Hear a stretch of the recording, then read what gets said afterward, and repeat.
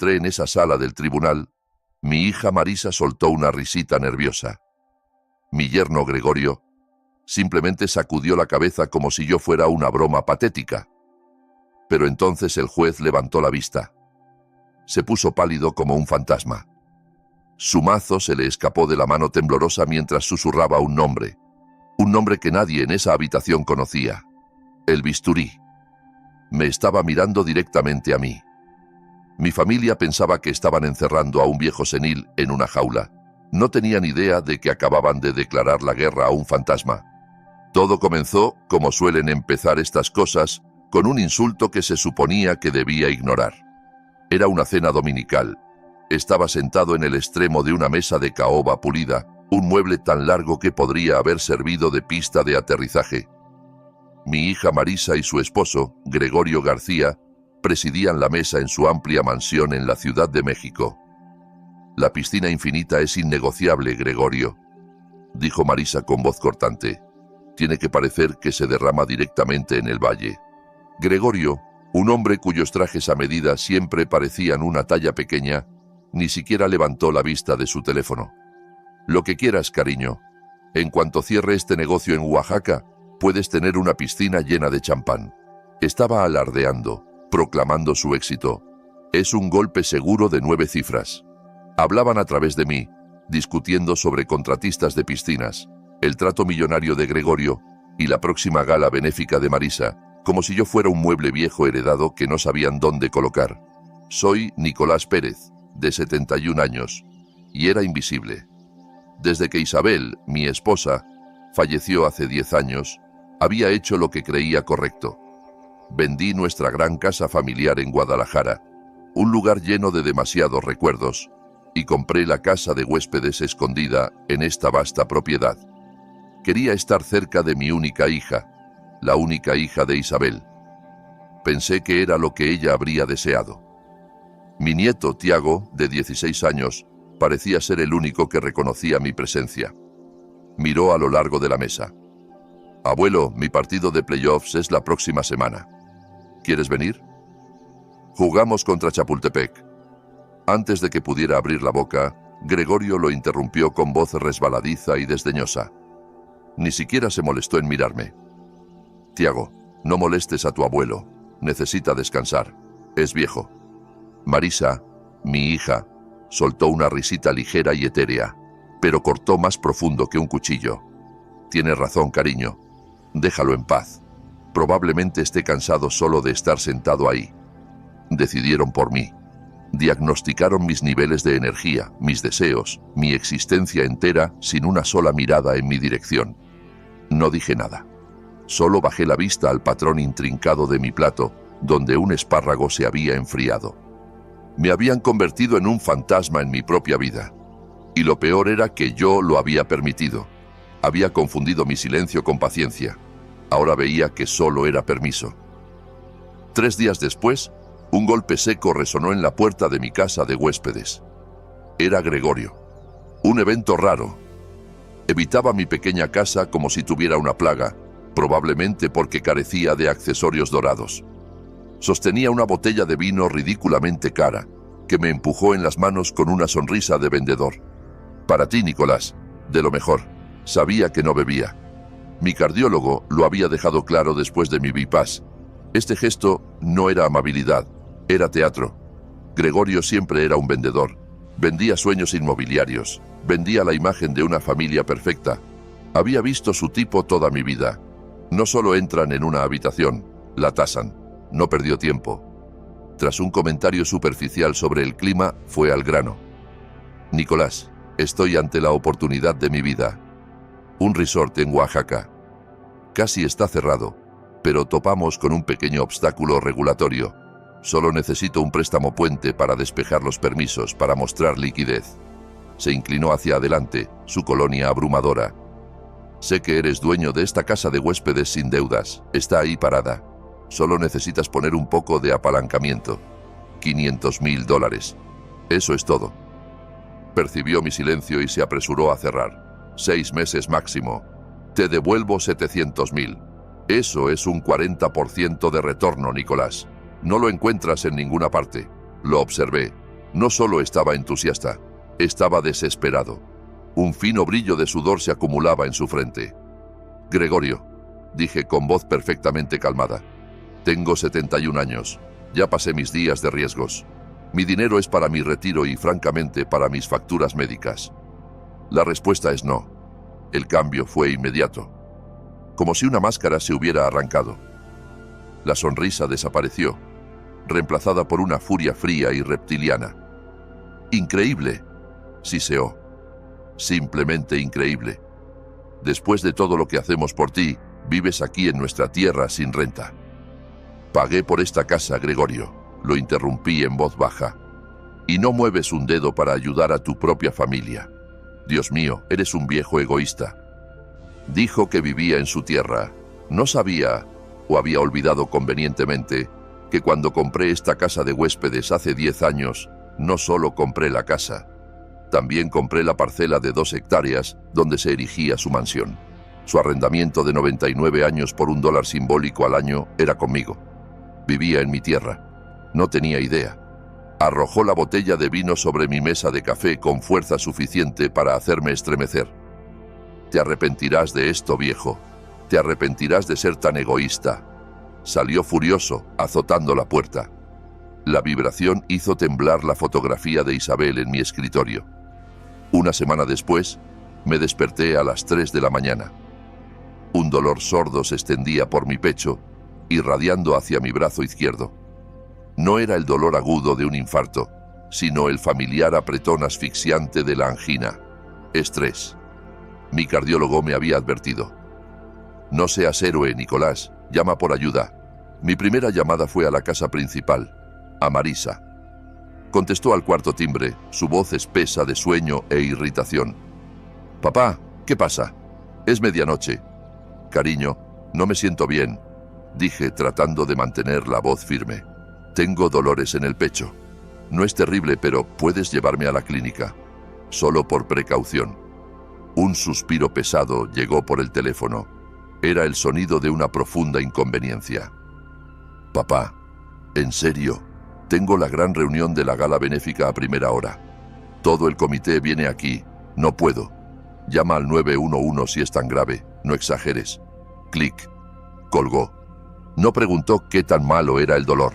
No preguntó si tenía miedo. Me dijo que exageraba. El dolor en mi pecho se intensificó. No era del corazón. Era de algo más profundo. Llamé un Uber. Me senté en el asiento trasero de un Toyota Prius agarrándome el pecho y dejé que un extraño me llevara a emergencias.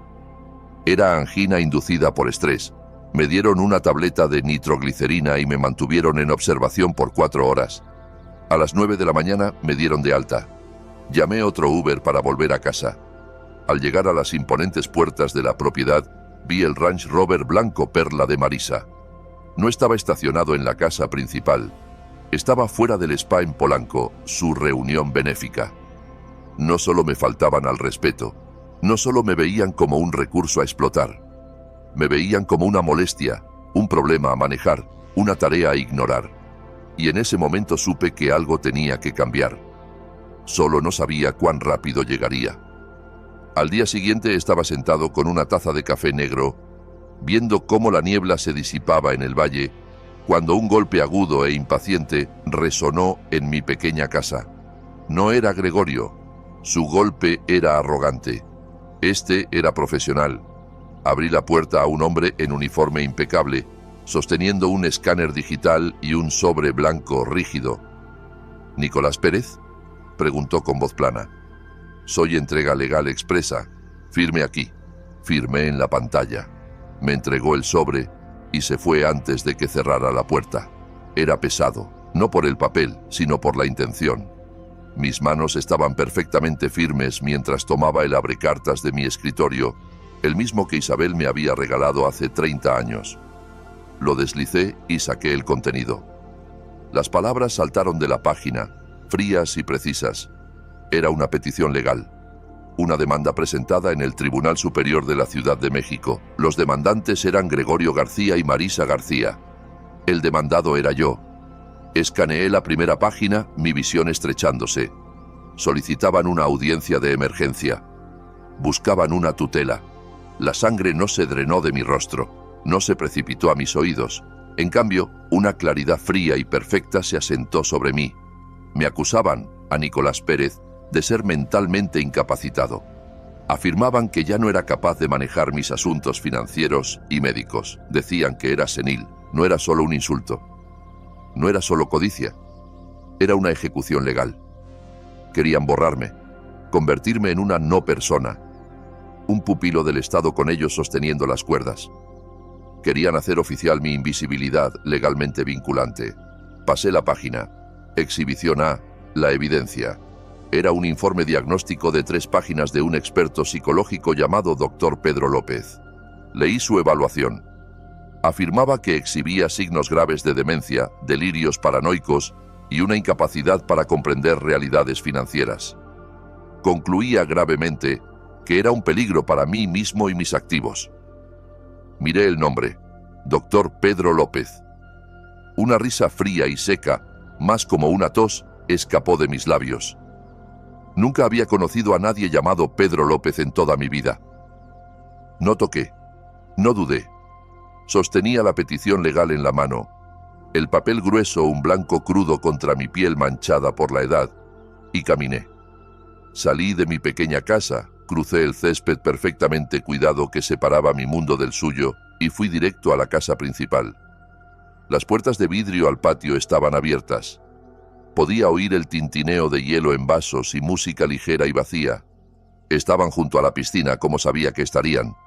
Marisa yacía en una tumbona, con gafas de sol y una revista equilibrada en su estómago. Gregorio estaba de pie junto al bar exterior sirviéndose otro cóctel. Parecían relajados, sin preocupaciones, como 2 depredadores que acababan de tender una trampa y esperaban pacientemente a que su presa se desangrara. Entré al patio. La música se detuvo. Mi sombra cayó sobre Marisa. Se incorporó sobresaltada, bajando sus gafas. «Papá, ¿qué haces? Estás interrumpiendo nuestra...». Su voz se apagó al ver los papeles en mi mano. No miró mi rostro, miró los papeles. Gregorio se volvió, una sonrisa falsa pegada en su cara. «Nicolás, justo estábamos». Entonces vio la petición. La sonrisa no solo se desvaneció, se invirtió en un gesto de irritación antes de que la enmascarara rápidamente con falsa preocupación. Levanté el sobre. «¿Qué es esto?». Marisa se encogió, mirando hacia la piscina, incapaz de sostener mi mirada. Pero Gregorio era un actor. Dejó su bebida, se limpió las manos en una toalla y cruzó los brazos. Tomaba una posición de poder. «Papá», dijo con voz goteando con descendencia piadosa. «Esperábamos que no tuvieras que verlo así. Íbamos a hablar contigo justo antes de la audiencia». «¿Qué es esto?». «Es por tu propio bien», dijo Gregorio avanzando. «Mira, después de ese pequeño incidente de infarto la semana pasada, Marisa y yo nos dimos cuenta de que ya no puedes cuidarte solo. Olvidas cosas, estás confundido». Tuve indigestión, Gregorio. Agitó la mano, descartando mi realidad. «Eso es lo que crees». Pero estabas con dolor, desorientado. ¿Y si es peor la próxima vez? Necesitas a alguien que maneje las cosas por ti, que proteja tus finanzas, que asegure que tus cuentas se paguen, que tome decisiones médicas antes de que, ya sabes, te lastimes. Me estaba manipulando, usando el mismo incidente que habían ignorado como prueba de mi incompetencia. Miré a mi hija. «Marisa, ¿esto es lo que quieres? Estás firmando un papel que dice que tu propio padre está loco». Finalmente me miró, pero sus ojos eran fríos, reflejando el azul brillante del agua de la piscina. «Es lo mejor, papá. Solo intentamos ayudar. Te queremos». «Amor», dije. La palabra sabía a ceniza en mi boca. Ni siquiera conocen el significado de la palabra. Ahí fue cuando la paciencia de Gregorio se rompió. La máscara del preocupado yerno cayó, revelando al buitre debajo. Rió. Un sonido corto, agudo y feo. «Nos vemos en el tribunal, viejo», se burló. «Francamente, esto solo prueba nuestro punto. Eres paranoico». Exactamente lo que dijo el doctor López. Recogió su bebida y la levantó en un brindis burlón. «Mejor busca un defensor público porque realmente no creo que puedas permitirte un abogado de verdad». Eso fue todo. Ese fue el colmo. Ese fue el momento en que el hombre que pensaban era un fantasma frágil y olvidadizo murió. Y algo más, algo para lo que no podían haber estado preparados, despertó. Volví a la casa de huéspedes. Cerré la puerta y el sonido del cerrojo encajando fue lo más fuerte que había oído nunca. Era el sonido de una línea trazada, un límite definitivo e irrevocable. Pensaban que esta era la habitación de un viejo senil, una caja beige y tranquila para que yo durmiera, para ser manejado, para ser olvidado. Nunca, ni una sola vez, habían visto la otra puerta. Era un pasillo sólido en la parte trasera de mi armario, oculto detrás de un perchero de trajes viejos que nunca usaba. No estaba cerrado con una llave simple, estaba asegurado con un escáner biométrico de huella dactilar.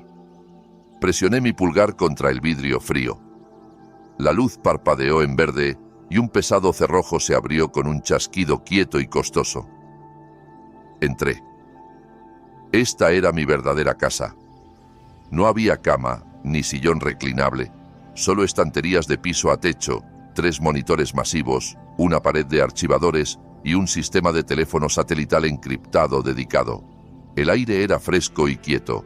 Gregorio pensaba que era un jubilado empujador de lápices, un simple contador que había manejado libros mayores para alguna firma mediana en Guadalajara. Pensaba que mi mayor logro en la vida era ahorrar lo suficiente para un retiro cómodo. No tenía idea.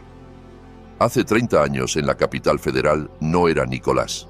Los CEOs de compañías Fortune 500, senadores corruptos y políticos de alto nivel tenían un nombre diferente para mí. Me llamaban El Bisturí. Era el investigador forense principal del Ministerio de Justicia. Era el hombre al que enviaban cuando los números no solo parecían erróneos, sino imposibles. No solo seguía el dinero, lo diseccionaba. Encontraba los tumores financieros, las cuentas ocultas, los libros mayores secretos que todos los demás pasaban por alto. Era el hombre que podía, y lo hizo, enviar a 12 ejecutivos de alto perfil a prisión con una sola hoja de cálculo. Lo dejé todo. Enterré a ese hombre el día en que Isabel recibió su primer diagnóstico. Cambié mi oficina segura y la emoción de la caza por salas de espera de hospitales y horarios de quimioterapia. Lo hice sin pensarlo 2 veces. Me convertí en un esposo a tiempo completo, luego en un viudo, luego en un padre intentando reconectar con una hija que apenas conocía y finalmente en un abuelo invisible. Dejé morir al bisturí porque mi familia necesitaba a Nicolás. Hoy, Gregorio García y mi hija acababan de darle al bisturí una muy buena razón para salir del retiro. Me senté en la consola. Evité mi línea telefónica normal y tomé el receptor seguro. Mis dedos no temblaron mientras marcaba el número de 11 dígitos. Era un número que no había usado en 10 años, pero que nunca había olvidado. Sonó 2 veces. Una voz aguda y profesional respondió al otro lado. Adriana Hernández. Adriana, dije. Soy Nicolás Pérez. Hubo una pausa, no de confusión, sino de shock, de reconocimiento. Señor Pérez. Su voz se volvió jadeante. Dios mío, pensé que había desaparecido de la faz de la tierra. Mi padre pregunta por usted todo el tiempo. Siempre se preguntó qué le pasó al bisturí. Estoy en la Ciudad de México, Adriana. Te necesito aquí mañana. Trae a tu mejor equipo, los que saben cavar. Otra pausa, más corta esta vez. El shock se fue, reemplazado por el acero que recordaba. Solo diga la palabra, Nicolás. ¿Qué hicieron? Presentaron una tutela. Dicen que soy senil. Quieren controlar todo. Un sonido llegó por el teléfono. Era una risa, no humorística, sino un ladrido corto y agudo de incredulidad. ¿Dicen que usted es senil? No tienen idea, ¿verdad? No tienen idea de a quién intentaron encerrar. Su voz era toda negocios ahora. Entendido, bisturí. Estoy en camino. Solo dígame, ¿dónde quiere que haga el primer corte? Adriana Hernández llegó a las 10 de la mañana en punto. No parecía una abogada de alto poder en la Ciudad de México. No había auto llamativo ni bolso de miles. Llevaba un traje de pantalón oscuro simple. Su cabello estaba recogido en un moño severo, y sus ojos eran del color del acero frío. Portaba un maletín delgado. Era lo opuesto a Gregorio García. Era sustancia, no estilo. Era la hija de su padre. No perdió tiempo en cortesías. Entró en mi oficina oculta. sus ojos barriendo la habitación una vez, asimilando los servidores, los monitores, los archivadores cerrados. Dio un solo asentimiento apreciativo. Realmente no tienen idea, ¿verdad? No era una pregunta. Piensan que soy un viejo confundido, respondí, deslizando la petición sobre mi escritorio. Han proporcionado su prueba. Exhibición A. Un doctor Pedro López. Adriana tomó el documento. No lo leyó entero. Sus ojos solo escanearon el nombre y la firma. Doctor Pedro López. Evaluación psicológica. Entendido. Abrió su maletín, sacó una tableta y tecleó el nombre en una base de datos segura. «Dame 3 horas», dijo. «Toma 2», respondí. Sonrió, una sonrisa delgada y aguda que no llegaba a sus ojos. «Te llamo en una». Se fue tan silenciosamente como llegó. Durante la siguiente hora no solo esperé, empecé mi propio trabajo. Comencé a mapear la arquitectura financiera de García Holdings GP y las otras LLC que sabía que había creado. Estaba construyendo el esqueleto. Adriana traería la carne. Mi línea segura sonó exactamente 58 minutos después. La tomé. «Nicolás, soy Adriana, eso fue rápido». «No fue difícil», respondió, su voz nítida, digital y desprovista de emoción. Cuando son tan descuidados, los hilos están tirados en el piso esperando ser jalados. «Nicolás, no vas a creer esto». «Inténtalo». «Bien, primero, el doctor Pedro López no es psicólogo, no es psiquiatra, no es neurólogo, ni siquiera es médico general. Esperé, es dentista». Dejé que la palabra colgara en el aire. Un dentista. Un hombre que raspa placa y rellena cavidades. Un hombre que había firmado un documento legal declarándome mentalmente incompetente. La arrogancia desnuda era impresionante. «Un dentista», repetí con voz plana. «O era dentista», corrigió Adriana. «La Junta Dental de México revocó su licencia hace 5 años permanentemente. Ahora avanzábamos. Esto fue porque...». «Elige», dijo. Podía oírla teclear. Fraude masivo a seguros, facturación por cirugías inexistentes y su especialidad, prescripción ilegal de opioides. Miles de pastillas. Dirigía un molino de píldoras en un centro comercial en Iztapalapa. Así que Gregorio no había encontrado a un experto sobornable. Había encontrado a un criminal, un profesional deshonrado y expulsado, desesperado por dinero y ya comprometido. Un hombre sin nada que perder.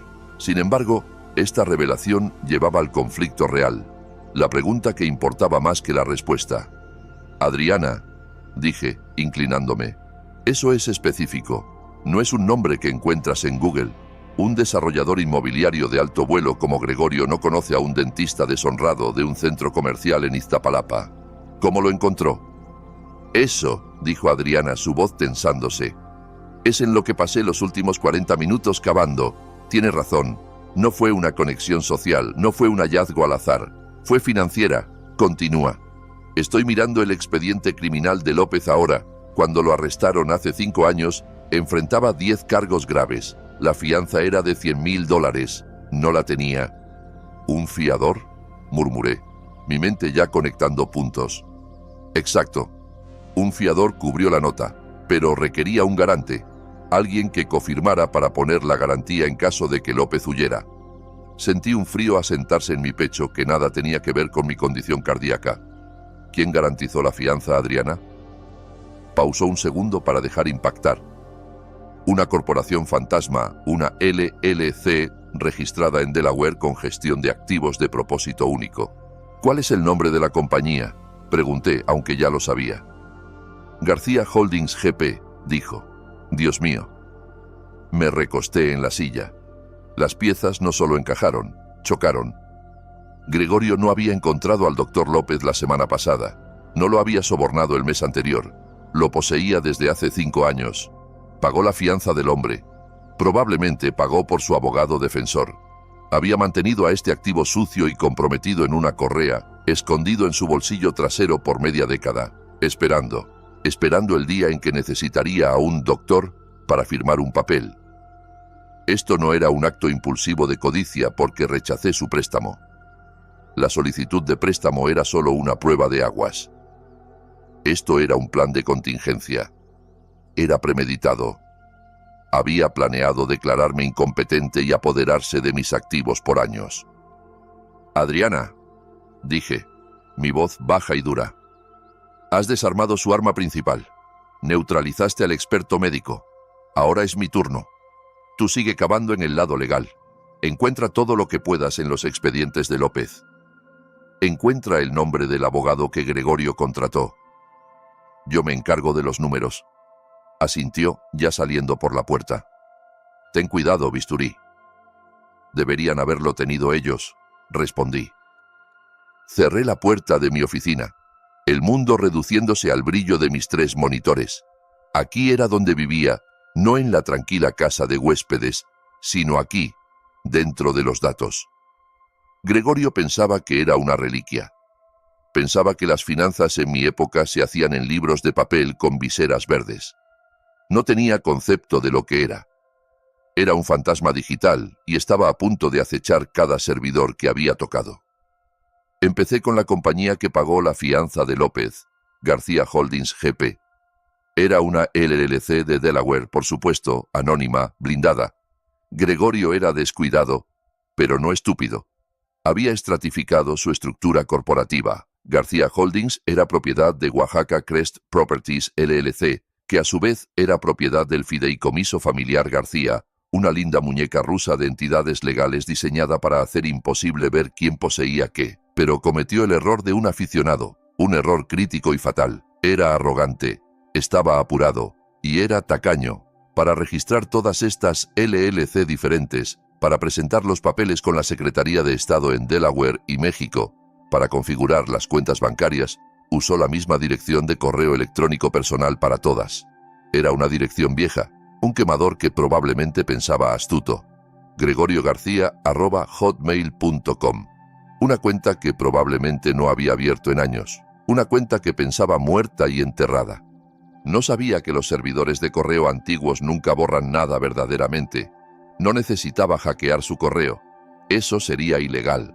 Iba a hacer esto por las reglas, pero no necesitaba leer su correo. Solo necesitaba ver con quién hablaba. Corrí la dirección a través de una serie de bases de datos a las que aún tenía acceso, puertas traseras al mainframe financiero que el Ministerio de Justicia había establecido décadas atrás y olvidado cerrar. Buscaba patrones, correspondencia con bancos, transferencias, solicitudes de préstamos. En 20 minutos tuve un golpe, uno grande. La dirección estaba ligada a una sala de datos segura, un vault virtual donde prestamistas y prestatarios intercambian documentos financieros sensibles. Y Gregorio había estado muy ocupado. La sala de datos no era con un banco normal, no un Banorte o un Santander. Era con una firma de capital privado, un nombre que me erizó los vellos de los brazos, Ciudadela Ápice Capital. Estos no eran banqueros, eran capitalistas buitre. No dan préstamos a negocios estables. Encuentran hombres desesperados como Gregorio, hombres que ya han sido rechazados por todos los demás, y les ofrecen un salvavidas atado a un ancla. No tenía acceso a la sala de datos en sí, pero tenía acceso a los logs del servidor. Podía ver los nombres de archivos, podía ver los asuntos de correos, y eso era todo lo que necesitaba. Era un baño de sangre.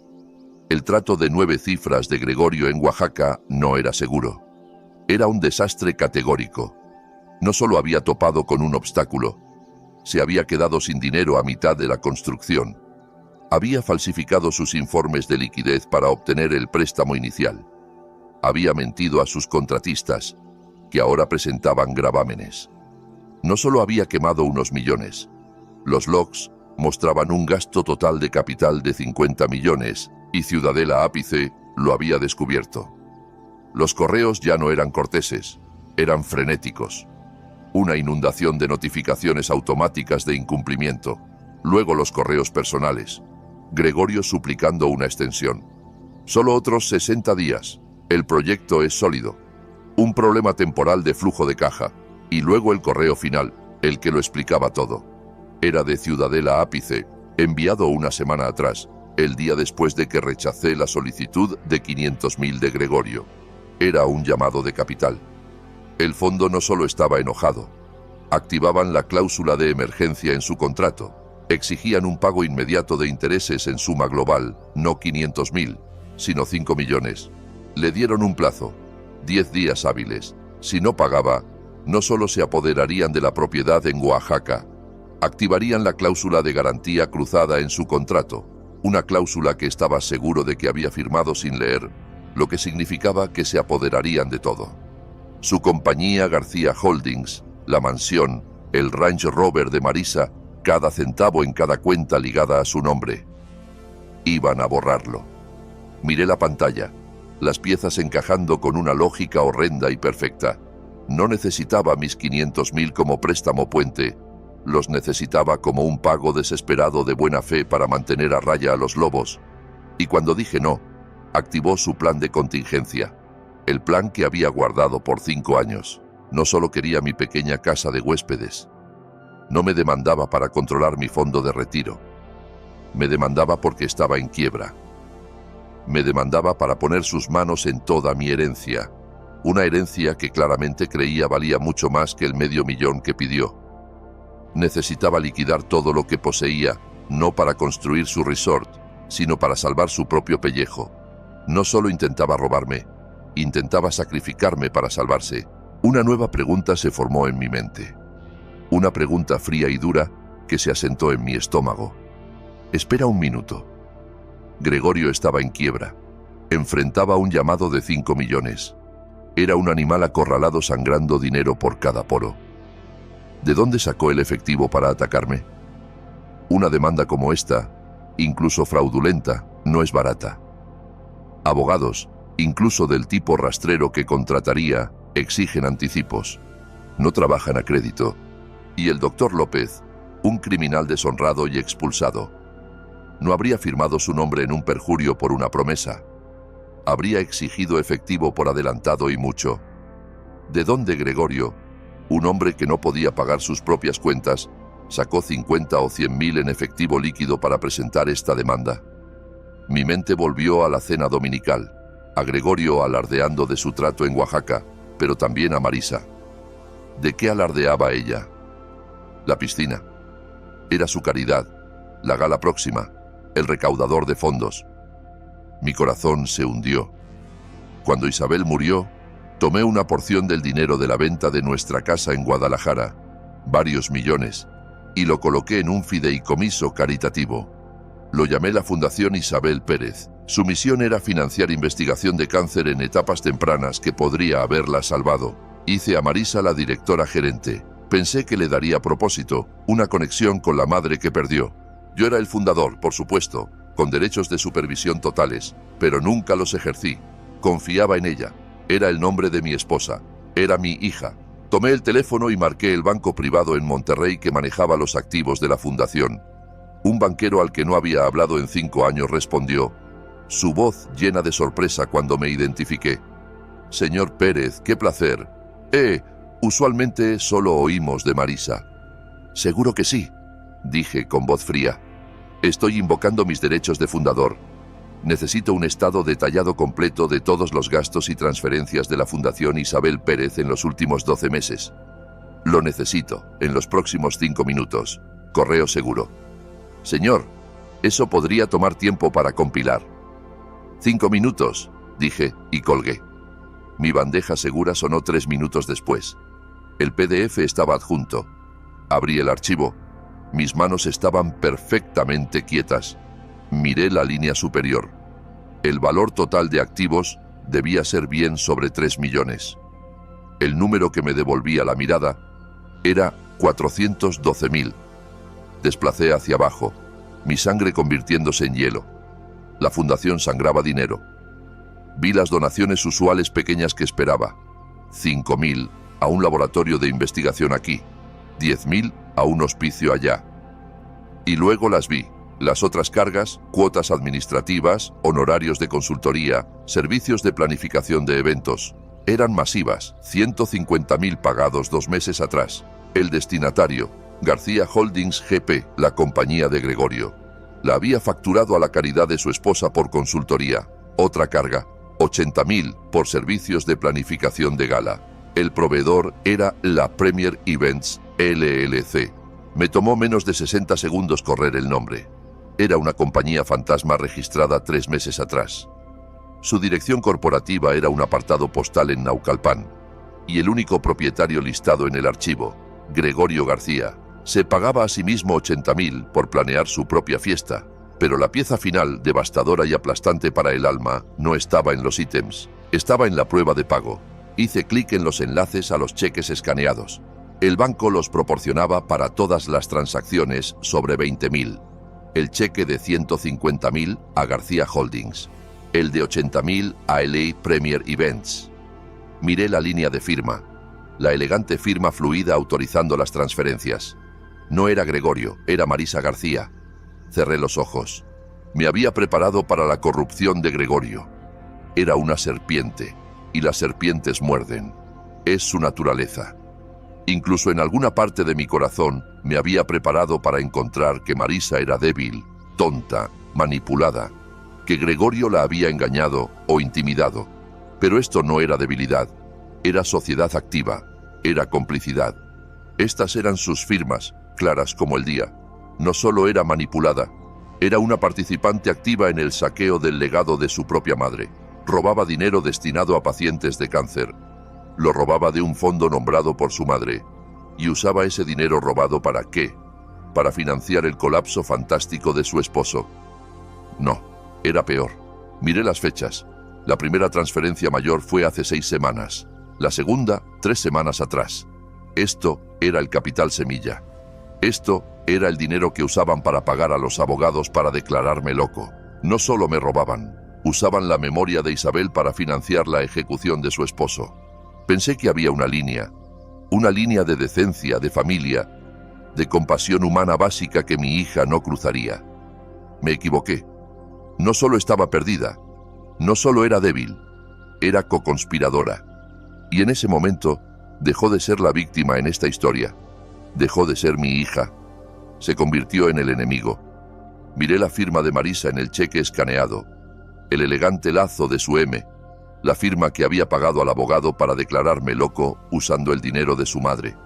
En ese momento, el duelo que sentía, el shock, la profunda tristeza, no solo se desvaneció, se evaporó. Fue reemplazado por algo más, algo frío, agudo y perfectamente claro. El bisturí estaba de vuelta en cirugía. Tomé la línea segura. Adriana, contestó al primer timbre. Nicolás, ya estoy cavando en el bufete que contrataron. Son de lo peor, pero son conocidos por... No importa. La corté. Mi voz sonaba diferente incluso para mí. Era plana, dura, como acero pulido. Cambio de planes, Adriana. ¿Qué? ¿Qué cambio de planes? No estamos más en defensa, dije. No vamos a desprobar su caso. Vamos a acabarlos. Vamos a desgarrar todo esto, raíz y tallo. He terminado. Hubo un silencio en la línea. Nicolás, dijo, ¿qué encontraste?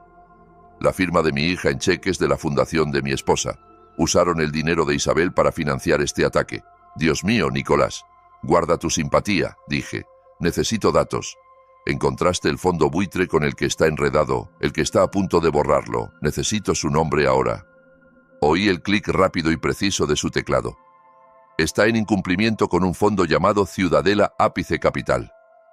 Nicolás, estos tipos son monstruos. No negocian, solo liquidan. Sé exactamente quiénes son, dije. Y por primera vez en una década, una sonrisa fría y delgada tocó mis labios. Ciudadela Ápice Capital. No solo estaba familiarizado con el nombre, estaba familiarizado con el hombre que lo construyó desde cero. Jaime Calderón. Adriana no lo sabía. Nadie lo sabía. Hace 30 años, en la capital, Jaime Calderón era solo un joven comerciante brash y arrogante que se había enredado en el escándalo de la corporación Enright. La SEC iba a acusarlo. Iban a cargarlo con conspiración y meterlo en prisión federal por 20 años. Estaban convencidos de que era parte del fraude. Se equivocaban. Era codicioso, sí, arrogante, absolutamente, pero no era criminal. No entonces. Yo era el investigador principal en ese caso. Fui quien pasó 3 noches sin dormir cavando en los datos del servidor, más allá de los libros alterados, y encontró la evidencia exculpatoria, Las operaciones originales con sello de tiempo que probaban que Jaime era víctima del fraude, no participante. Lo salvé. Salvé su carrera. Lo salvé de la prisión. Lo hice porque era la verdad. Y mi trabajo era hacer que los libros cuadraran. Jaime Calderón siguió construyendo Ciudadela Ápice en un imperio de 1.000 millones. Nunca olvidó. Me llamó una vez hace 10 años, después de que Isabel falleciera. Su voz era quieta. Nicolás, dijo, sé lo que hiciste por mí. Si alguna vez necesitas algo, una nueva vida, una nueva carrera, un cheque en blanco, solo llama. Nunca llamé, hasta hoy. Adriana, dije, mi voz toda negocios. Voy a manejar Ciudadela Ápice. Tú necesito que hagas algo más inmediatamente. Necesito que redactes una orden de embargo. ¿Una orden? ¿En qué bases? No tenemos un juicio, Nicolás. Lo tendrás, dije. Cambié líneas, mis dedos ya marcando un número que sabía de memoria. Una línea privada directa a la oficina personal de Jaime Calderón. Su asistente intentó bloquearme. El señor Calderón está en una reunión de junta. Dígale que el bisturí está en la línea, dije. Dígale que es sobre Enright. Estuve en espera menos de 3 segundos. Nicolás. Su voz era atronadora, confiada, pero con un rastro de miedo. El miedo de un fantasma del pasado. Nicolás Pérez. ¿Está todo bien?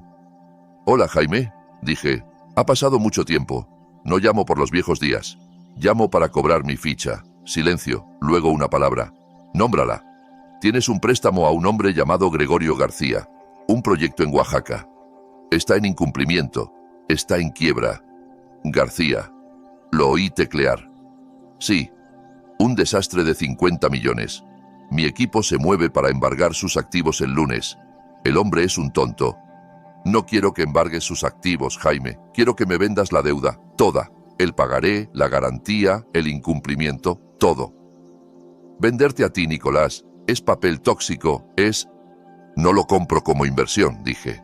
Quiero ser su único acreedor. Te transferiré el principio pendiente completo. Los 5 millones ahora mismo desde un fideicomiso ciego. Sin rastro de papel de vuelta a mí. Solo una transferencia quieta de propiedad. Era listo. No preguntó por qué. ¿Quieres ser el monstruo, Nicolás? Bien. Me salvaste la vida. Es lo mínimo que puedo hacer. Ladró órdenes a alguien fuera del teléfono. Mis abogados ejecutarán la transferencia. Estará hecho en 1 hora. La deuda es tuya. Gracias, Jaime. No, Nicolás, dijo, su voz mortalmente seria. Gracias a ti, buena caza. Colgué. Llamé de vuelta a Adriana. Está hecho, dije. Ciudadela Ápice ya no tiene el pagaré, yo lo tengo. Adriana jadeó. Pude oír su inhalación aguda. Nicolás, compraste su deuda, eres su banco. Soy su pesadilla, corregí. Ahora termina de redactar esa orden de embargo. Está en incumplimiento de un préstamo de 5 millones conmigo. Quiero el gravamen en esa mansión. Quiero sus autos. Quiero su García Holdings LLC. Lo quiero todo. La tendré lista para el servidor en 1 hora. No, dije. Sostén ese papel. Espera un golpe sobre mi senilidad. No tiene idea de que toda su vida está en juego. No vamos a notificarlo. No vamos a advertirle. Miré la fecha en la petición, la fecha del tribunal. Vamos a entrar en esa sala del tribunal y se lo entregaremos. Justo frente al juez. Estamos en un largo pasillo iluminado por fluorescentes fuera del departamento 5B. Adriana Hernández me mira, su rostro impasible, sosteniendo un maletín delgado. Nicolás, ¿estás listo? Ajusté los puños de mi camisa. No llevaba los suéteres suaves y pantalones de pana a los que estaban acostumbrados. No llevaba la ropa de un hombre desvaneciéndose en invisibilidad beige. Hoy llevaba armadura. Era un traje gris carbón de un solo botón de Savile Row. No lo había usado en más de 1 década. La última vez que me lo puse, entraba en una sala de audiencias para testificar ante el comité bancario del Senado. Aún me quedaba perfecto. Me había cortado el cabello. Estaba afeitado. No era el hombre que pensaban, era el hombre que había sido. Estoy listo, dije. Las puertas se abrieron. Entramos. La sala era pequeña, beige y olía a café rancio y cera barata para pisos. Era el tipo de habitación sin alegría donde las vidas se desmantelan en silencio. Gregorio y Marisa ya estaban sentados en la mesa de los demandantes. Susurraban, eufóricos con anticipación. Su abogado, un hombre en traje brillante con demasiado gel en el cabello, revolvía papeles, luciendo supremamente confiado. Entonces me vieron. Observé el rostro de mi hija. Levantó la vista, me vio en mi traje, y una risita nerviosa y reprimida escapó de sus labios. Se cubrió la boca, pero sus hombros temblaban. Se inclinó y susurró algo a Gregorio. Casi podía oírlo. «Míralo. Papá piensa que esto es un funeral o algo». Gregorio solo me miró. Sus ojos recorrieron mi traje, mi postura, y solo sonrió con sorna. Sacudió la cabeza lentamente, una mirada de profunda piedad contemptuosa. Para él, esto no era dignidad.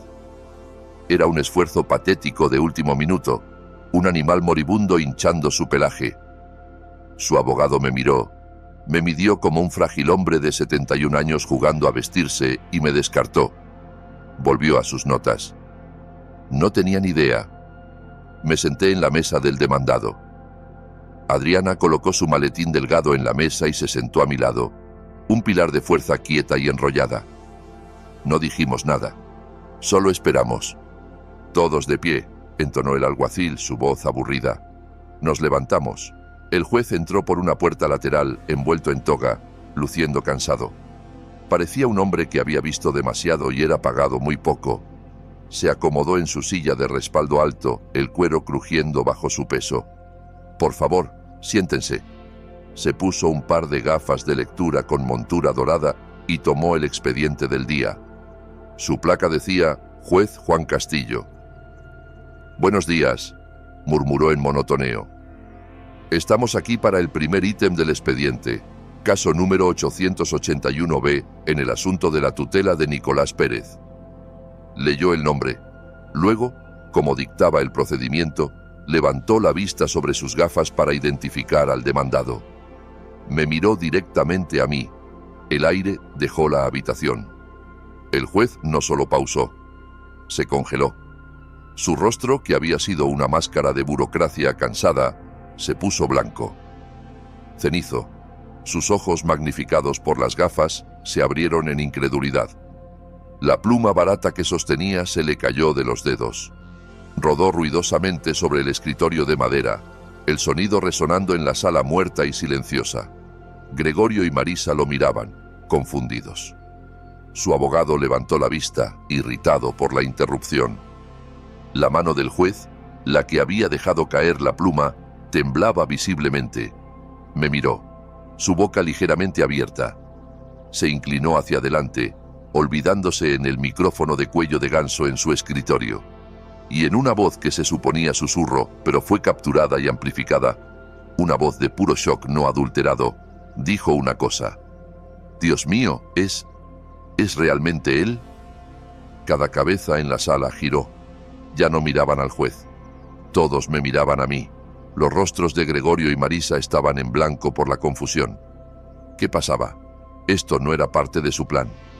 Yo también lo reconocí. Oh, sí, lo reconocí. Juan Castillo. Pero el hombre que conocía no era un juez de 60 años con rostro cansado.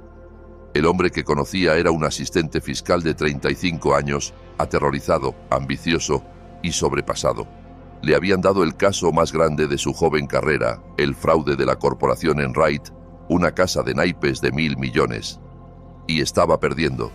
Su caso se desmoronaba. Sus testigos estrella estaban desacreditados, estaba a punto de perder y habría terminado su carrera antes de empezar, hasta que su testigo experto subió al estrado. Yo era ese testigo experto. Era el hombre que traían cuando los números eran un enredo de mentiras. Fui quien en un solo día tomó un fraude de 1.000 millones y lo expuso en una sola hoja de cálculo para que el jurado lo viera.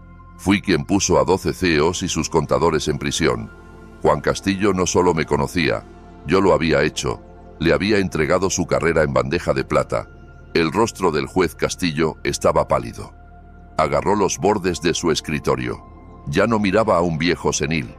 Miraba a un fantasma de su pasado. Miraba al hombre que solían llamar el bisturí. Finalmente apartó los ojos de mí y lentamente, deliberadamente, giró su mirada a la mesa de los demandantes. Fulminó al abogado sonriente y resbaladizo de Gregorio.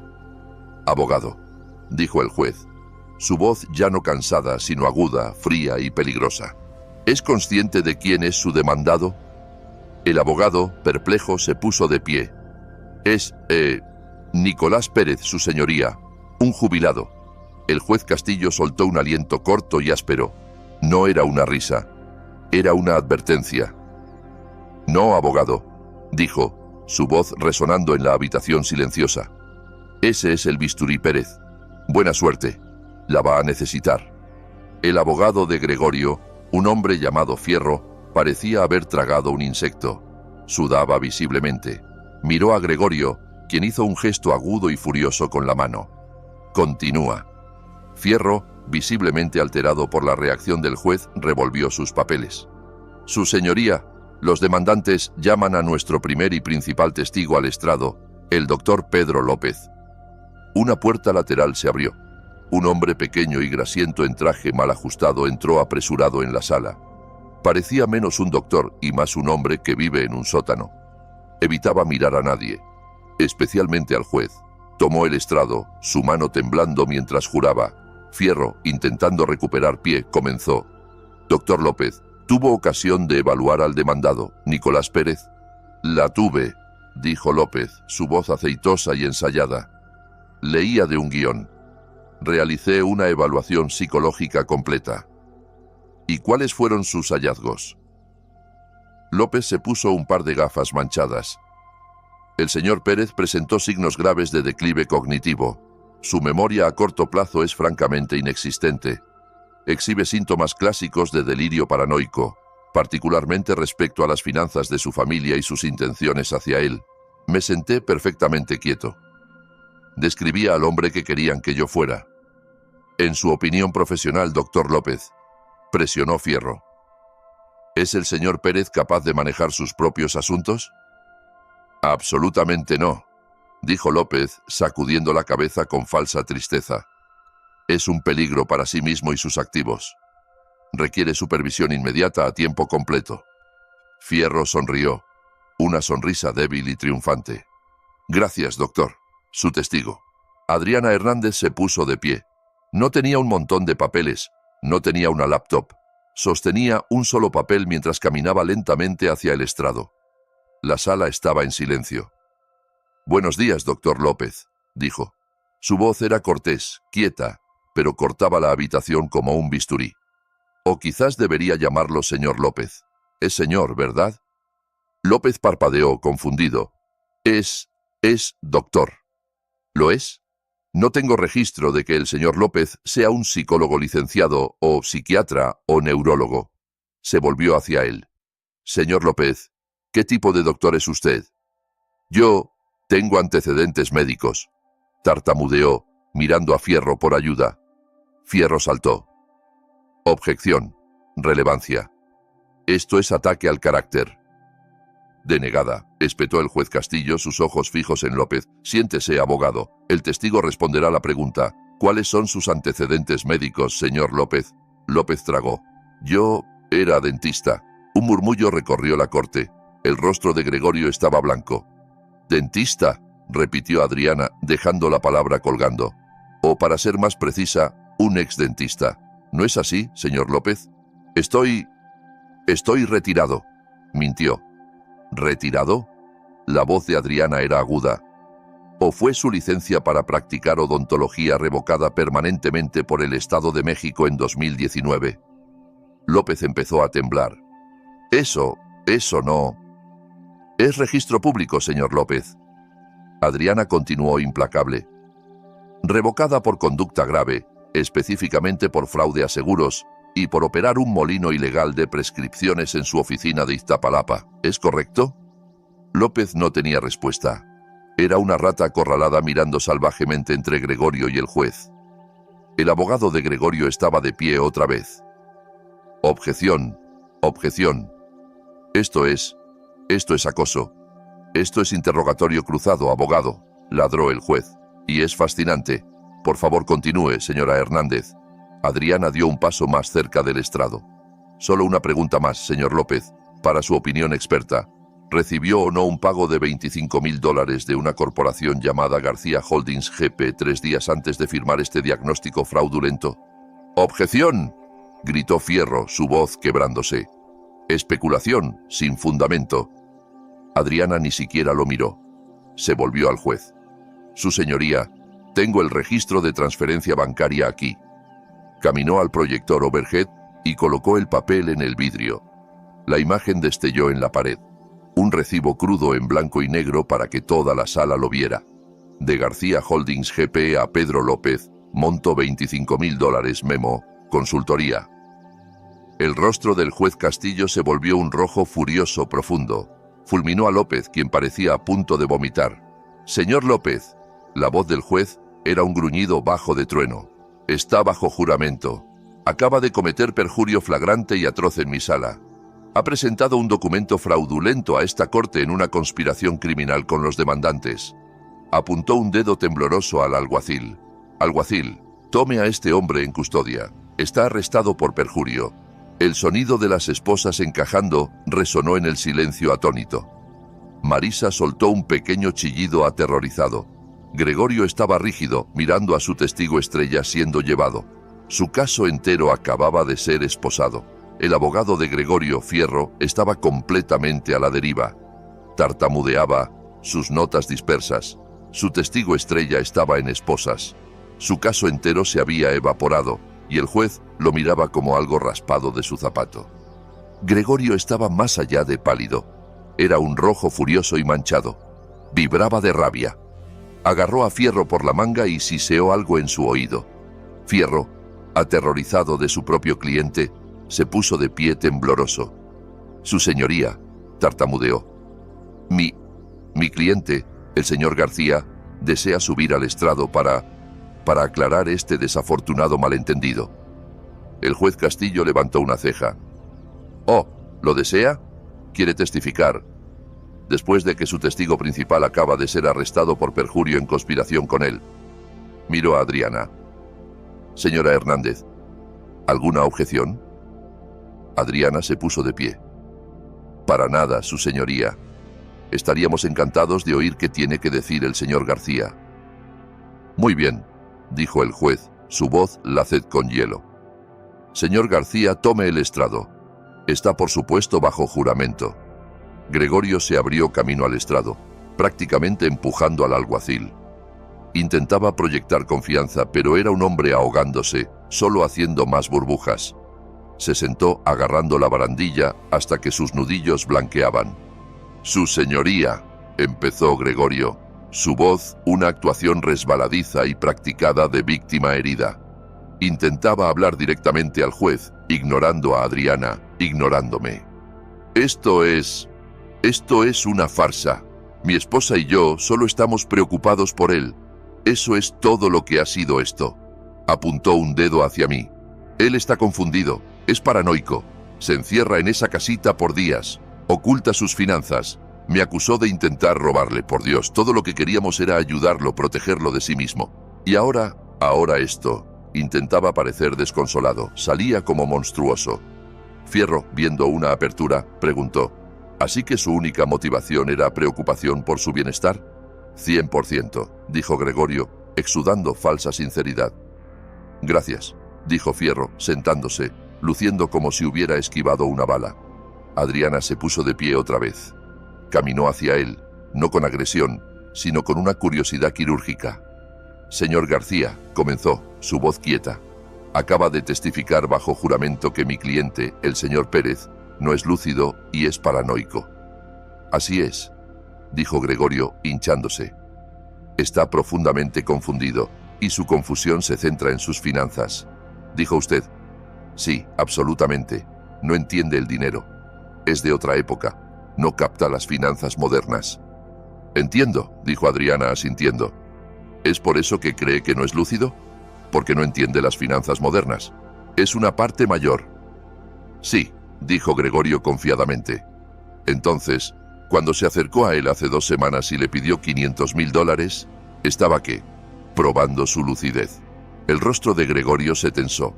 «Yo le ofrecía una inversión, una oportunidad de ser parte del éxito familiar. Le pidió $500,000 a un hombre que creía confundido y paranoico.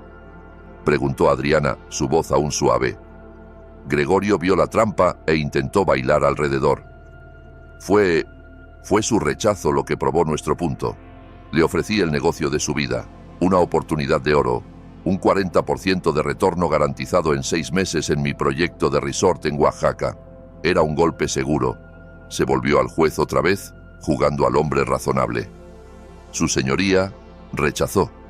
Dijo que era demasiado riesgoso. Era demasiado senil, demasiado asustado para ver una oportunidad de oro cuando la tenía enfrente. Ahí fue cuando lo supe. Ahí fue cuando Marisa y yo supimos que realmente lo había perdido. Ya no era capaz de tomar decisiones financieras sólidas. Dejaba que su paranoia se interpusiera en una fortuna. Lo había hecho. Bajo juramento, había ligado toda su afirmación de mi senilidad a mi rechazo de darle dinero. Había construido su propia horca. Ahora Adriana iba a patear la silla. ¿Una oportunidad de oro, señor García?, preguntó Adriana. Ya no era curiosa. Su voz era fría. Un golpe seguro. ¿Es por eso que el proyecto está actualmente 50 millones sobre presupuesto y enfrenta 16 gravámenes de contratistas por no pago? El color se drenó del rostro de Gregorio. Tartamudeó. Eso es una mentira. Eso es información privilegiada. ¿Cómo? No es privilegiada cuando está en incumplimiento, señor García, dijo Adriana, su voz elevándose, cada palabra un martillazo. Y esta oportunidad de oro es en realidad un barco hundiéndose, ¿no es así? ¿No es verdad que su prestamista principal, Ciudadela Ápice Capital, lo encontró en violación de sus covenants de préstamo y emitió un llamado de capital por 5 millones debido hace 10 días? Gregorio estaba sin palabras. Literalmente abría y cerraba la boca, pero no salía sonido. Miró a Fierro, quien miraba a su cliente en puro horror. Un llamado de 5 millones, señor García, y no lo tenía. Estaba y está completamente, desesperadamente en quiebra, ¿no? No. Gregorio finalmente rugió, su compostura rompiéndose. Es un problema temporal de flujo de caja. El proyecto es sólido. ¿Lo es? Estaba en quiebra, presionó Adriana implacable. No tenía dinero, su crédito estaba congelado, y sin embargo encontró dinero para contratar al señor Fierro. Encontró 25,000 en efectivo para sobornar a un dentista deshonrado. Dio un paso más cerca. Mi pregunta, señor García, es, ¿de dónde sacó ese dinero? Gregorio estaba atrapado. Miró a Marisa, miró al juez. No tenía respuesta. Adriana la proporcionó por él. Lo sacó, dijo, su voz bajando llena de desprecio. De una caridad. Lo sacó de la Fundación Isabel Pérez. Al sonido del nombre de su madre, Marisa, que había estado congelada en su asiento, soltó un sonido ahogado pequeño. ¿No es así, señor García?, tronó Adriana. Cuando estaba quebrado, cuando su imperio colapsaba, se volvió a su esposa y la hizo firmar cheques. La convenció de robar del fondo de cáncer de su madre muerta. No puedes probar eso, escupió Gregorio. Puedo, dijo Adriana. Levantó un nuevo set de documentos. 150,000 pagados a García Holdings por honorarios de consultoría. 80,000 pagados a LA Premier Events, una compañía fantasma que posee, por planificación de gala, un total de 230,000 embolsados de un fondo para investigación de cáncer. Se volvió y miró por primera vez a Marisa. No solo mintió a la corte, Marisa, le mintió a usted. Ahí fue cuando mi hija se quebró.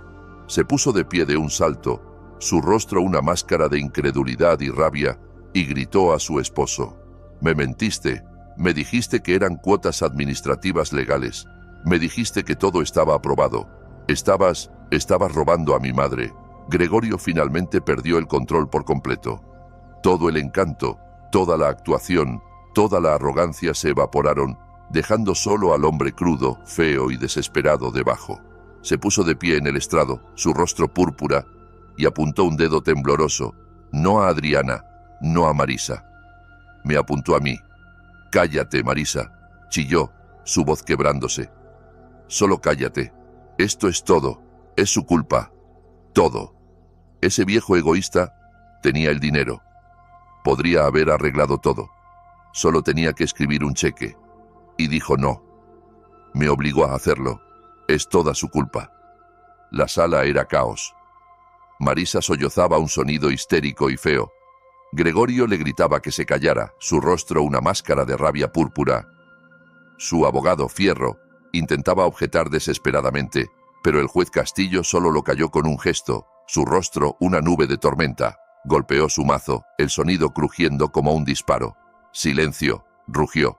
«Señor García, se sentará y callará, o lo tendré en desacato. Señora, contrólese».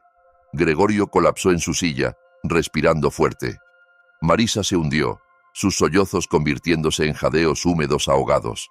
La habitación estaba mortalmente quieta, el único sonido el clic del radio del alguacil. Los ojos del juez Castillo, fríos y furiosos, giraron del naufragio de la mesa de los demandantes hacia mí. Me miró por un largo momento, la ira en su rostro suavizándose, reemplazada por algo más. Respeto y una curiosidad profunda. «Señor Pérez», dijo, su voz ahora calmada, pero cargando la autoridad plena del banquillo. «Sus oponentes han presentado su caso, tal como fue». Gestó hacia Gregorio. «Acaba de confesar bajo juramento una letanía de crímenes financieros, pero la petición aún está ante mí. ¿Tiene algo que desee decir en su defensa respecto a su propia competencia?» Me puse de pie. Lentamente. No me apoyé en la mesa. No vacilé. Me paré recto, mis manos entrelazadas flojamente detrás de mi espalda. La sala estaba tan quieta que podía oír el zumbido de las luces fluorescentes. Miré a Gregorio, miré a Marisa y luego al juez. «Gracias, su señoría», dije, mi voz clara y fuerte. Resonó en la pequeña sala. «Pero no estoy aquí hoy para argumentar sobre mi cordura. No estoy aquí para defenderme. Mi competencia no está en cuestión. Mi registro habla por sí solo». Pausé, dejando que las palabras aterrizaran. «Su señoría», continué, «no vine aquí hoy como demandado. Vine aquí para presentar una denuncia penal». Fierro saltó a sus pies. «Objeción. Esto es teatro. Este no es el venue apropiado. Siéntese, abogado», rugió Castillo. «Usted abrió esta puerta. Trajo a este hombre a mi corte, acusándolo de delirio. La corte oirá lo que tiene que decir. Proceda, señor Pérez». Giré mi mirada a Gregorio. Me miraba, sus ojos amplios con un nuevo horror amaneciente. «El señor García acaba de confesar parte de ello», dije, mi voz plana como un anatomista describiendo un cadáver. «Confesó embolsar 230.000 de una fundación caritativa. La fundación de mi esposa, la Fundación Isabel Pérez». Luego giré mi mirada lentamente, deliberadamente, a mi hija.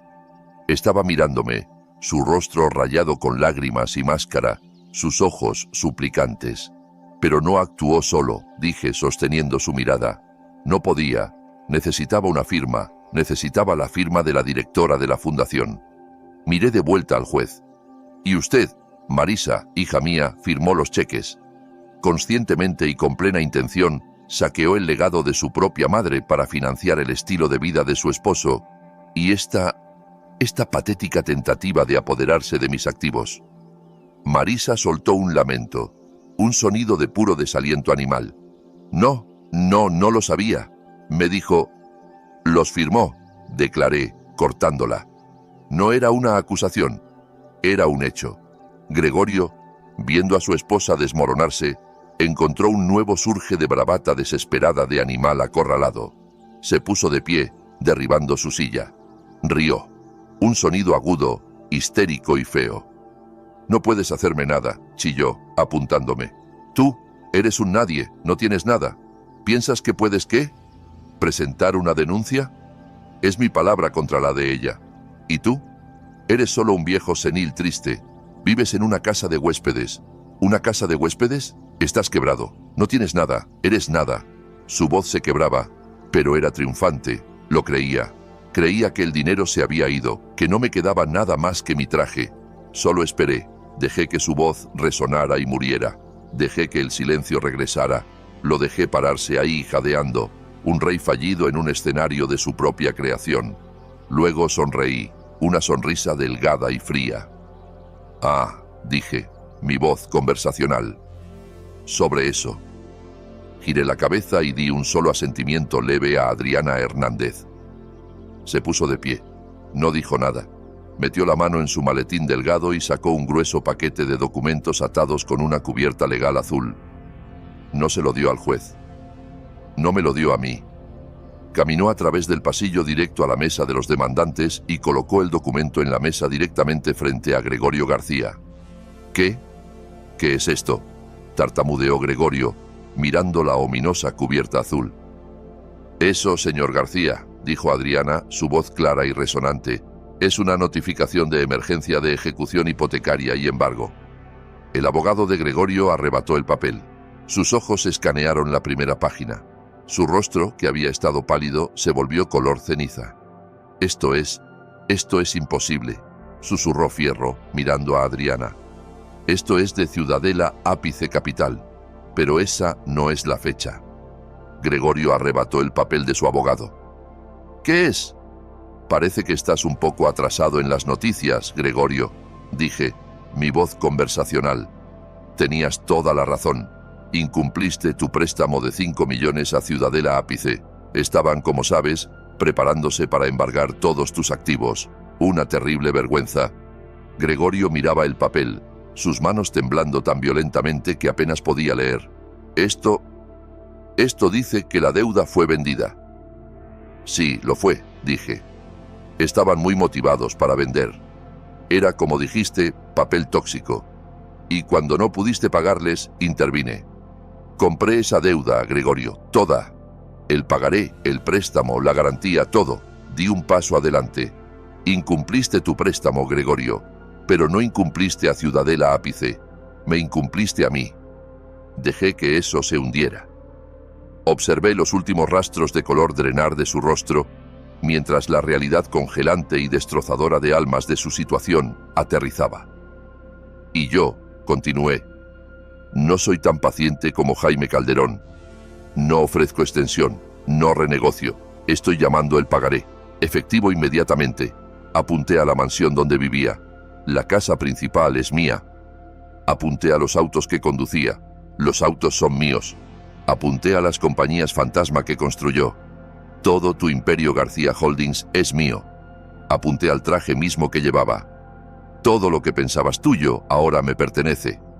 Me volví al juez Castillo, quien observaba todo el intercambio con una mirada de puro ahue no adulterado. Su señoría, dije, mi voz resonando con finalidad. Esta patética audiencia de tutela ha terminado. Gesté a Adriana y su documento. La audiencia de desalojo comienza ahora. Gregorio estaba acabado. Un hombre que grita su propia confesión en un tribunal no tiene muchas opciones legales. Después de su actuación, no fue un juicio, fue una sentencia. Mi evidencia, la que Adriana y yo compilamos, era un ataúd preciso y hermético, las transferencias bancarias de la Fundación de Isabel, las facturas fraudulentas de su compañía fantasma, el testimonio perjurado que subornó de López, y por supuesto, el caso abierto y cerrado de fraude bancario que había corrido en el proyecto de Oaxaca. Era una avalancha de papel y cada hoja tenía su nombre. Intentó luchar. Contrató un nuevo abogado aún más caro, probablemente con dinero que no tenía. Intentaron argumentar que estaba bajo durez extrema. Intentaron pintarme como un maestro manipulador vengativo que lo había atrapado. Era una defensa patética. Era como una rata atrapada en una trampa de acero culpando al queso. El fiscal de distrito, que había tomado un interés agudo en el caso después del informe del juez Castillo, ni siquiera sudó. Le ofrecieron un acuerdo de culpabilidad para ahorrar al Estado un juicio. Se negó, arrogante hasta el final. Aún pensaba que podía vender su salida. Así que lo llevaron a juicio y lo enterraron. No tuve que testificar. La documentación de Adriana, mis forenses financieros, hablaban todo. El jurado deliberó menos de una hora. Lo encontraron culpable en 12 cargos de fraude electrónico, fraude de valores y malversación agravada. El juez miró a Gregorio, este hombre que había estado en un tribunal e intentado destruir la vida de un hombre para cubrir sus crímenes, y lo hizo ejemplo. No le dio una palmada en la muñeca. No lo envió a una prisión country club de cuello blanco. Lo sentenció a 10 años en una penitenciaría estatal. 10 años. Lo vi ser llevado, ya no en su traje a medida, sino en un overol naranja. Finalmente estaba verdaderamente sin cartas para jugar. Los libros estaban balanceados. Marisa fue la parte más dura. Era mi hija. Era la sangre de Isabel. Pero también era coconspiradora. La evidencia era innegable. Su firma estaba en los cheques. Había estado sentada semana tras semana, viviendo una vida de lujo, sabiendo que se pagaba con dinero robado de la tumba de su madre. Su abogado me abordó, suplicando: «Señor Pérez, fue manipulada. Fue víctima de abuso psicológico. Gregorio la controlaba». Lo miré. Gregorio sostuvo el bolígrafo, forzó su mano a escribir su propio nombre. Es una mujer adulta. Tomó una decisión. Me pidió hablar con el fiscal, pedir clemencia, escribir una carta en su defensa, decir que era una buena persona que cometió un error. Dije no interferiría. Esto no era venganza, era sobre consecuencias. Había pasado 10 años permitiéndole vivir sin ninguna. Había habilitado su debilidad, su codicia, su crueldad casual. Intervenir ahora para salvarla del fuego que ayudó a encender sería el acto final peor de un padre fallido. Tenía que pararse sola. Tenía que enfrentar el libro mayor. Fue acusada como Gregorio. Pero era lista. A diferencia de Gregorio, vio el fin de la línea.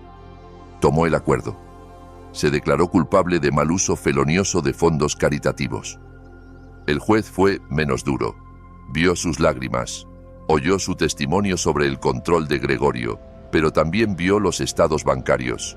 Fue sentenciada a 3 años de probation formal, ordenada a devolver cada centavo, todos los 230.000 a la Fundación Isabel Pérez.